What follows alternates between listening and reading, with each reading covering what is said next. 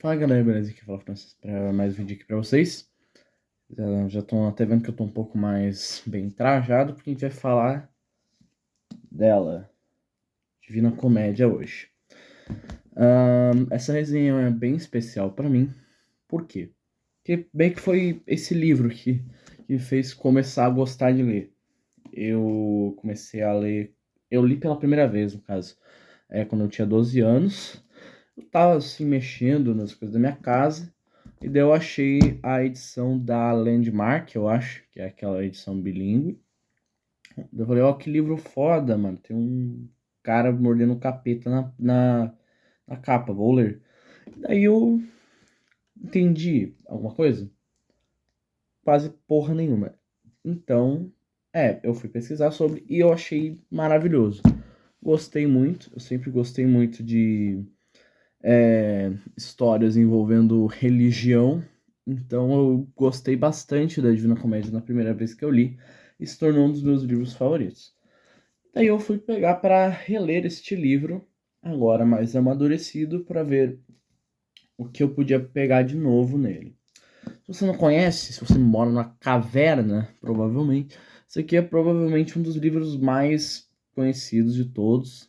Acho que é a poesia, provavelmente é a poesia épica mais conhecida, escrita pelo meu mano Dante, né? O Dante, inclusive, tem uma história muito triste, né? A gente não tem muitos registros pelo próprio Dante.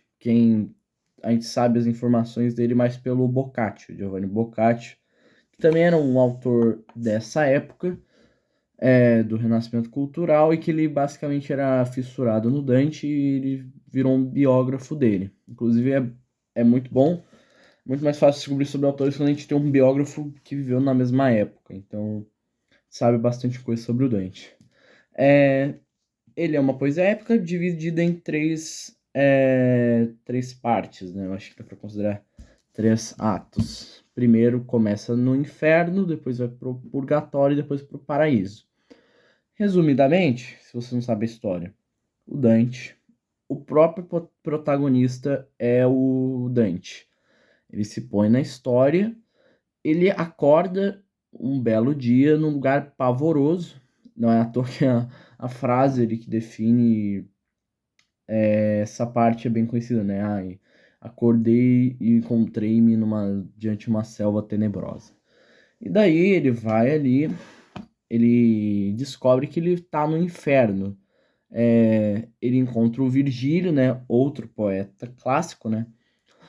O que escreveu Eneida, Bucólicas, outro eu esqueci agora, mas enfim, uma figura muito conhecida. O Virgílio ele vai servir de guia para ele, porque basicamente a amada dele, a Beatriz, morreu. O Dante nunca chegou a ter uma relação com a Beatriz, só que a Beatriz realmente existiu, era realmente o Dante gostava dela.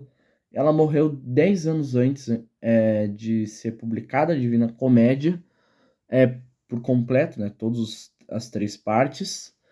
E basicamente é uma idealização grande dos sonhos do Dante.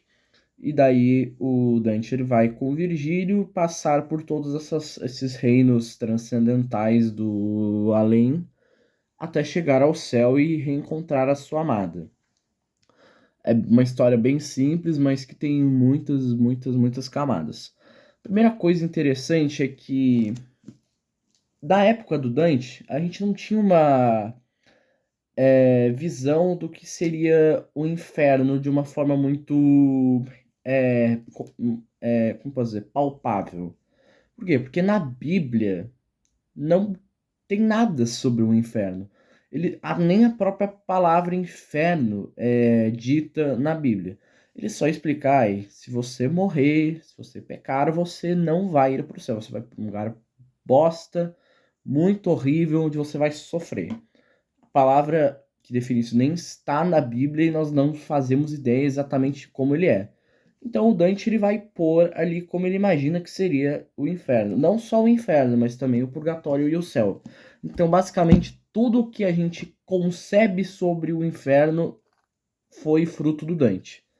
Então, não, se você acha que, ai meu Deus, nunca li Bíblia, mas meu Deus, tá lá, capeta, Satanás, não tem nada disso na Bíblia. Foi o próprio Dante que criou essa concepção de todo o além, basicamente. Inclusive, o nome Divina Comédia não era o nome original da obra. Comédia é a definição base de comédia, é uma história que tem um final feliz. E realmente a história acaba com um final feliz aqui. Então o Dante estava sem criatividade, ele só botou o nome de comédia.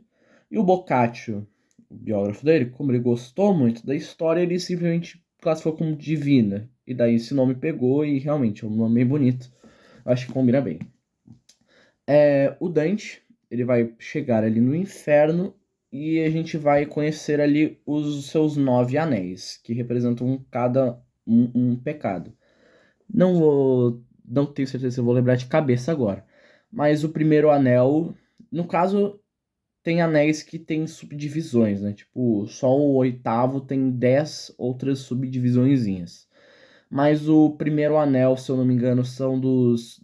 Não são exatamente. São pecadores meio paia mesmo. Porque são todas as pessoas que nasceram antes de Jesus Cristo, que não foram batizadas e que não tinham fé, mesmo que não tenham feito nada de errado dos outros. Então, o próprio Virgílio, que não fez porra nenhuma de errado, ele tá ali da merda mesmo. Segundo o caso, eu não sei se esse é considerado um anel, mas o primeiro seria o primeiro, é do pecado da luxúria, onde tem pessoas num grande círculo com tempestades, um tornado, né? As pessoas ficam num ciclone. E uma coisa interessante da Divina Comédia é que tem muitas figuras que eram conhecidas na época de Dante que assim foram completamente esquecidas e que só são lembradas pela Divina Comédia. Por quê? Porque em vez do Dante pegar todas as criaturas divinas que tinham ali envolvendo o inferno e o céu e por ali, a gente tem muitos personagens que são figuras históricas. Inclusive, a gente tem personagens de figuras históricas que são quem aplicam certas punições ali. Se eu não me engano, no Anel da Luxúria tem a Cleópatra, tem outros diversos, muitas figuras conhecidas vão estar no inferno por motivos bem plausíveis, outros mais imperceptíveis, mas tem muita intertextualidade nesse sentido. O segundo anel eu acho que é o da Gula, que no caso é um grande rio ali, que no caso os gulosos eles ficam nadando nos próprios dejetos de todos os tipos. Assim, não sei se todos concordam, mas assim, eu acho tem alguns primeiros punições dos anéis ali, que são pecados menos piores, que são piores do que os pecados piores. Tipo, o último anel, eu acho que ele é um pouco. Pouquinho, né? Porque só é congelado para sempre. Inclusive, Satã está lá no último anel. Terceiro anel, eu acho que é o da ganância. Não, terceiro anel da ira. Não, foda-se, eu não vou lembrar. Mas eu lembro que tem o anel da ira, que é o rio de sangue. Tem o da ganância, que eles todas as riquezas deles meio que prensam eles e eles ficam sendo amassados por toda a eternidade. Tem os hereges, que eles ficam nas tumbas pegando fogo. Daí o oitavo anel tem uma penca de subdivisão, mas sei que tem um que você é açoitado e algum, acho que se eu não me engano, é molestado até por demônios. Tem uma penca de coisa. Enfim, tudo que a gente conhece sobre o inferno e que a gente conhece culturalmente e de senso comum sobre esse assunto foi o Dante que concebeu. O Dante ele é bem menos ativo no inferno. Ele meio que só assiste as coisas. Ele vai ficando bastante pasmo com as coisas que ele vê lá. E o Virgílio, ele meio que. Ele é o. Ele precisava do Virgílio para sair do inferno mesmo. Ele não ia conseguir sem ter o Virgílio. Ele fica ali. A maioria, tem vários capítulos que estendem que o Dante ele fala com várias figuras. E são capítulos interessantes, tem muitas discussões filosóficas entre os personagens. Daí, dado todos o caminho, terminando ali todo o inferno, todos os 9 anéis, o Dante vai pro purgatório, que é, no caso, o espaço onde as pessoas que pecaram, mas se arrependeram, podem ter a chance de irem para o céu. E, novamente, tudo que a gente conhece sobre isso foi o Dante quem concebeu. O purgatório, se eu não me engano, tem 9 divisões também, só que ele não tem subdivisõezinhas, se eu não me engano. E o purgatório, ele é uma montanha, onde você tem que escalar ela. É bem interessante também, tem várias figuras aqui. Eles encontram outros poetas, muitos intelectuais, reis, muitas figuras importantes e muitas figuras que só não foram esquecidas pelo tempo pela ação do Dante. O Purgatório vai ser também onde a Beatriz vai encontrar o Dante ali, primeiramente. E aqui o Dante ele vai tentar compreender, primeiramente, a mente do que ele viu lá no inferno. Segundo, ele vai tentar entender a natureza de Deus. É a partir do purgatório onde ele começa a se questionar como é que funciona a estrutura do mundo, o sofrimento e a felicidade. A partir do purgatório onde o Dante ele começa a buscar a iluminação depois de ver todos os condenados lá. Ele, inclusive, também vai ser suscetível a pecados aqui, se eu não me engano, no final, né? Onde a Beatriz, ela, ela meio que presencia o Dante podendo uma brecha para pecar. Mas no fim o Dante acaba sendo perdoado e ele ascende ao céu. E daí na última parte o Virgílio, no caso o Virgílio já no purgatório, ele já tinha meio que ficado quieto e aceitando ali, ele não estava mais sendo acompanhando. E daí no céu é onde o Dante vai ficar com a Beatriz. Daí eles vão ascendendo juntos, conhecendo todas as figuras mais importantes que tiveram a honra de poder ascender. Muitos teólogos, a maioria, São Tomás de Aquino, acho que o Santo Agostinho também, se eu não me engano. E ao final, o Dante ele vai chegar ao último céu. No caso, são 10 céus. No caso, é bem interessante. Essa concepção de céu é bem esquecida. Mas eu acho bem interessante. Inclusive, a gente tem na edição aqui do clube, a gente tem várias notas. E eles vão aqui mostrando que realmente o Dante, a partir das leituras da Bíblia, ele também foi exilado, né, de Veneza não, de Firenze. Ele sempre quis voltar e ele se dedicou muito à compreensão espiritual do mundo. E ele realmente, as concepções que ele bota aqui são teorias que ele tinha sobre o além e sobre a vida e a morte. Ele, no caso, é dito aqui, né, que o inferno seria embaixo da Itália, né, se não me engano. Sendo realmente um local físico, subterrâneo. O purgatório também, se eu não me engano, seriam locais físicos todos.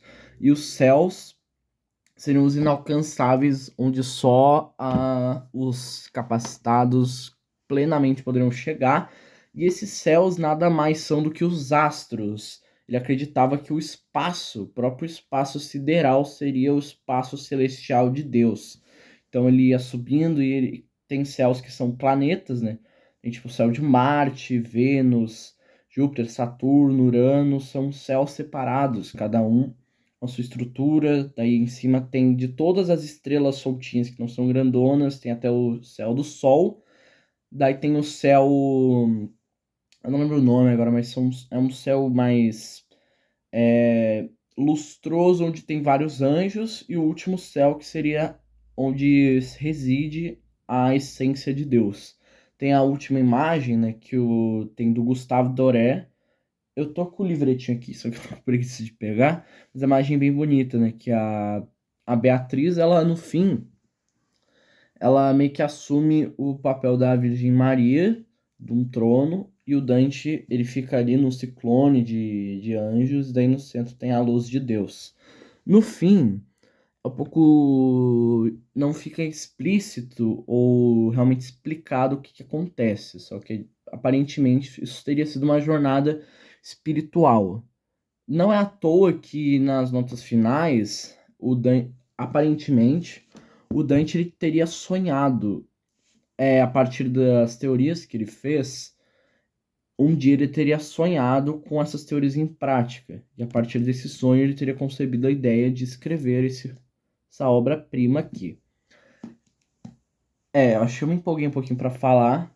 Eu não falei tantos detalhes, por quê? Porque são muitos e eu não ia lembrar de tudo. Mesmo tendo lido tudo, é uma obra difícil, bem difícil. Imagina para alguém que nem eu, que tinha 12 anos e ainda tem 16, imagina conseguir interpretar tudo daqui. Não, para mim vai ser difícil, né? Ainda tem muitos materiais de apoio bom. Eu acredito que aquele livrinho de 100 obras que o Nabokov escreveu deve ter algum comentário sobre a Divina Comédia, não vou lembrar, mas eu acho que tem. Mas essa edição aqui ajuda muito, tem muitas notas. As notas para os personagens são muito importantes, porque tem uns nomes que eu nunca nem concebi que existiam na face da Terra. São muitos personagens. São muitas nuances, são muitos acontecimentos históricos. Então, já não basta a, a poesia difícil, a estrutura complexa e toda a espiritualidade. Ainda tem uns 8.000 personagens que você tem que saber cada importância histórica, cultural, religiosa de cada um. Daí fica um pouco difícil mesmo. Não é um livro fácil, é um livro que vai exigir muito de você. Exigiu muito de mim, mesmo já adorando, amando, e conhecendo muito sobre, ainda me demandou muito. Eu levei acho que um mês, 30, 35 dias para ler, mesmo lendo muito por dia. Eu lia tipo umas 30 páginas, ainda assim eu levei muito tempo. Porque você vai ter que voltar algumas vezes.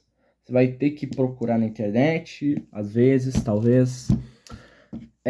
A estrutura dele é um pouco complexa às vezes. O Dante ele usa muitas metáforas. A tradução aqui é bem boa, mas circula muita tradução ruim. Então eu recomendo que você procure uma boa. A da Landmark que eu li era boa. Não sei se a da 34 é boa, mas eu imagino que seja. E a do clube também, né? Pra mim é uma das mais bonitas. Assim, pode ter edições antigas que são boas, como traduções muito boas, só que, cara, você, mano, tenha uma edição com notas explicativas. Você vai precisar e muito disso. Especificamente aqui. Acho que não sei se tem muito mais o que falar. É um dos meus livros favoritos. Uma época assim maravilhoso. A figura do Dante pra mim é incrível. Talvez eu fale um pouco mais da história do Dante. Coitado, velho. Já estive em Firenze, inclusive, tem várias homenagens, mas no fim ele nunca conseguiu voltar para sua casa. Ele tá lá sepultado em Ravenna, junto com uma penca de figura histórica que tá lá, né? Uma figura que eu definitivamente admiro. Não acho que o mundo seria o mesmo sem este livro aqui. Acho que foi isso. Espero que vocês tenham gostado. Se gostou, deixa o like, se inscreve no canal, ativa o sininho para não perder nenhuma notificação. É isso. Leiam, leiam Dante Alighieri. Seja burro, seja inteligente, leia. Você precisa. Necessário, incrível, maravilhoso, impecável. Me faltam adjetivos para pôr para tudo que eu gosto disso. Valeu, beijo, até mais. Tchau.